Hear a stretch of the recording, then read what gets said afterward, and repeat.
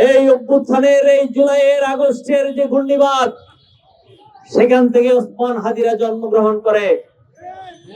এই ঘূর্ণিঝড় থেকে নতুন অনেক নেতৃত্ব গড়ে উঠেছে।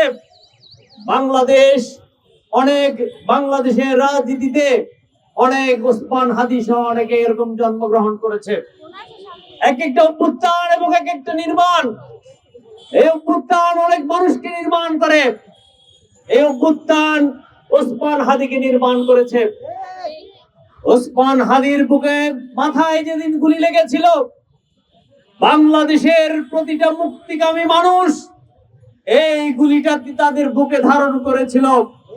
আমাদের প্রত্যেকের বুকে সেদিন রক্তক্ষরণ হয়েছে। গত শুক্রবার থেকে যে রক্তক্ষরণ শুরু হয়েছে, সেটা বাংলাদেশে মাপলে বাংলাদেশের নদীর পানি রক্তে রঞ্জিত হয়ে গেছে।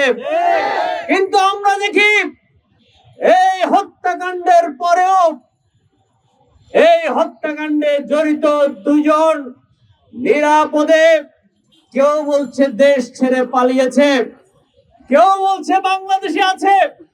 কিন্তু বাংলাদেশের এত গোয়েন্দা সংস্থা, এত প্রশাসন, পুলিশ, আর্মি, র্যাব থেকে শুরু করে প্রত্যেক প্রতিষ্ঠান আছে, তারা কেউ এই খুনিদের কোন হদিস আমাদেরকে দিতে পারে নাই।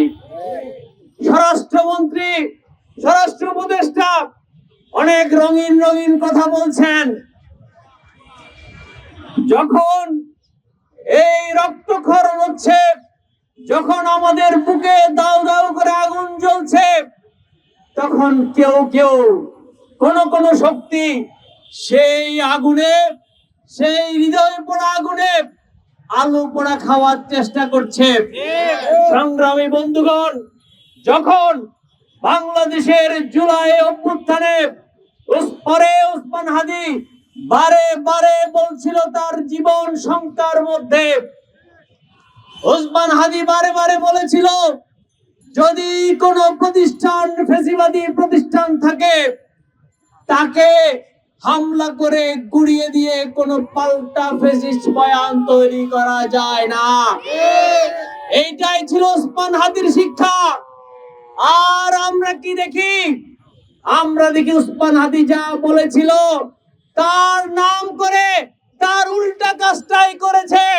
কারা করেছে, কেন করেছে, কিভাবে করেছে, রাষ্ট্রের বাহিনী তখন কি করছে আপনারা জানেন।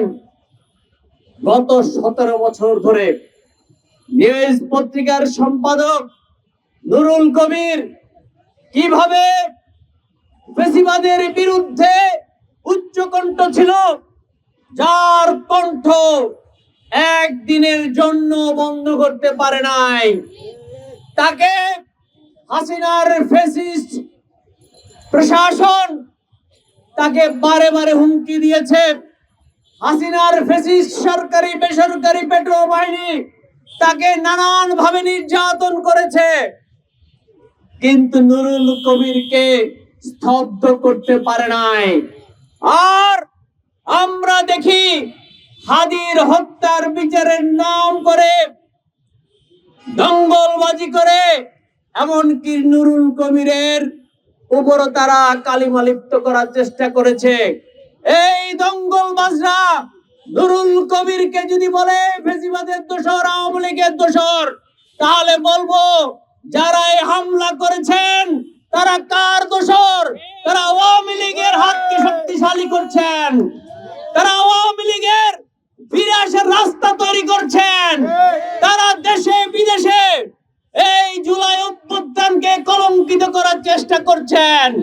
সুতরাং পরিষ্কার বলতে চাই, আপনারা কার দালাল, কার এজেন্ডা বাস্তবায়ন করতে এখানে এসেছেন, কার এজেন্ডা বাস্তবায়ন করার জন্য ঢাকা, চট্টগ্রাম, রাজশাহী, খুলনায় সারা দেশে দঙ্গলবাজি করে জুলাই অভ্যুত্থানকে একটি জনগণের মুক্তিকামী স্বপ্নকে ধুলায় মিশিয়ে দেওয়ার চেষ্টা করছেন। বাংলাদেশের মানুষ সকল কিছু মনে রাখবে।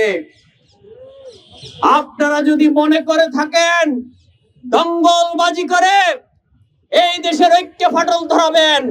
আমরা পরিষ্কার বার্তা দিতে চাই, ইন্টারিম এই ঐক্যে আপনারা ফাটল ধরিয়েছেন। আমরা পরিষ্কার করে বলতে চাই, ঐক্যে যত ফাটল ধরবে সেই ফাটলের ফাঁক গলে ফেসিবাদী শেখ হাসিনা আবার উকি দিবে। সুতরাং জুলাই ঐক্যের কোনো বিকল্প নাই।